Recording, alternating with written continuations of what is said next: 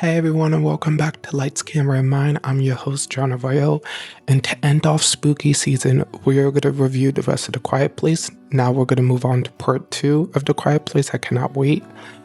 We are not just breaking down the jump scares and breaking down the simpleness. We are breaking down how the lights, camera, and the mind all work together to make a terrifying silence and beautiful scenery. So let's go, grab yourself a tea or something, and just enjoy the ride.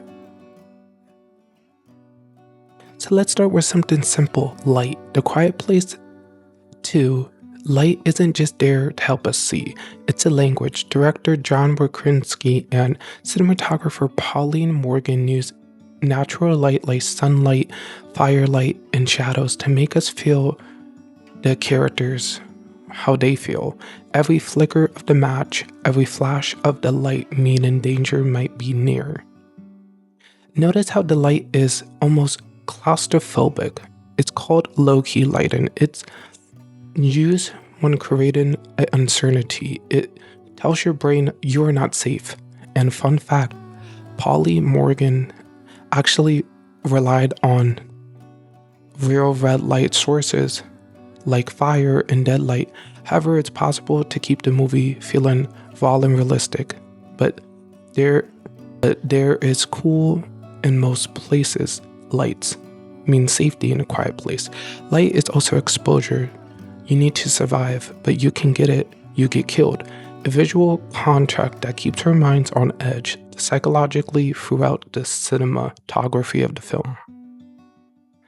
Now let's talk about the camera, because in the film, the camera is the audience ears. Krasinski often uses handheld shots that make you move with the characters, making you feel running, hiding, and holding your breath tight beside them. When the sound disperses, the camera becomes the only way to listen. These moments and the sound cuts out completely when inside regional's depth perspective. That is genius. We are not just watching her story, we are living her experience. And another fun fact behind the scenes is Krasinski actually designed the scenes sound silent, but built a sound design later. The audio team even used low frequency vibrations and minimum sensorizations of deafness instead of tools of silence. Love learning facts about that. Not just that, like one of the actors, the main actress, she's deaf, so like Krasinski actually knew that experience and talked to her and kind of get to know that. It was believable and crazy and actually kind of scary in some scenes. So now we're going to talk to the next part, my favorite part, all about philosophy and psychology. So let's get into that part. Okay, let's go deep for a second. The Quiet Place 2 isn't a horror film. It's a psychological and philosophical story about fear really means. The sound becomes the more direction, even if you scream for help or stay silent to survive.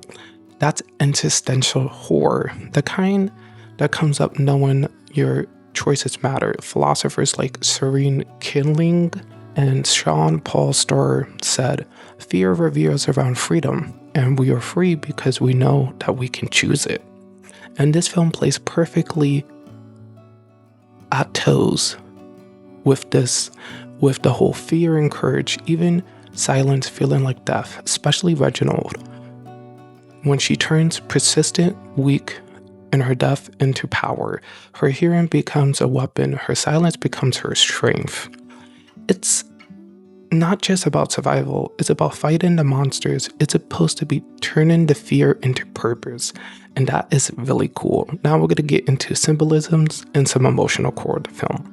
Throughout the movie, the symbols and sounds of light carry emotional weight. Light equals hope and danger, silence equals power and fear, and the camera is a consequences of doesn't just when it records when it happens.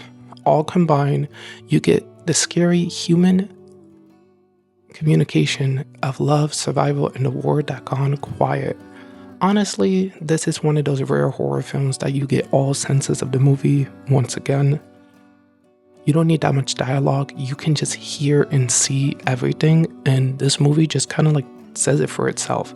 Now let's go to my final thoughts and let's end this movie review.